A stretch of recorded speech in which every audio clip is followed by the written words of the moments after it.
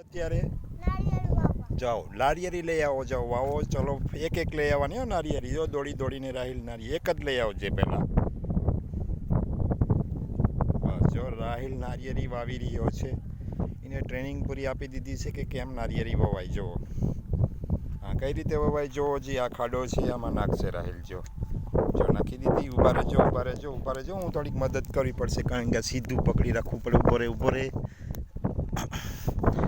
જો એ પછી શું કરી રહ્યો છે? દાટી રહ્યો છે. હા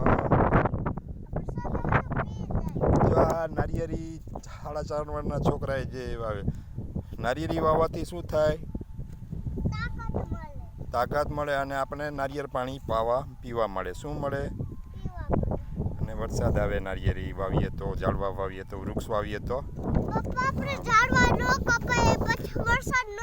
હા એમ કે મિત્રો તમે કોઈ ઝાડવા કાપતા નહીં, વરસાદ ના આવે કે તો હલો.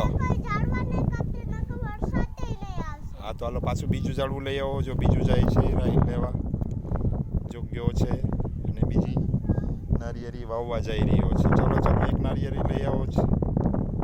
જો એવી રીતે લઈ લેશે અને બીજો ખાડો છે ત્યાં વાવશે. જો અમારું ખેતર છે ને અમે આ શું કામે કરી રહ્યા છીએ કે ફરતી કોર આપણે છે ને 40 ફૂટના અંતરે અમે છે ને એક એક નારિયેરી વાવી દઈએ એટલે આપણે છે ને પીડિયા ખોલવા ન પડે. અને બીજું છે ને જો આ રીતે નારિયેરી વાવી રહ્યો છે. જો થોડુંક સીધું રાખવાનું એને શીખવાડવું પડે કારણ કે હા બસ આમ બસ નારિયેરી વાવી રહ્યો છે.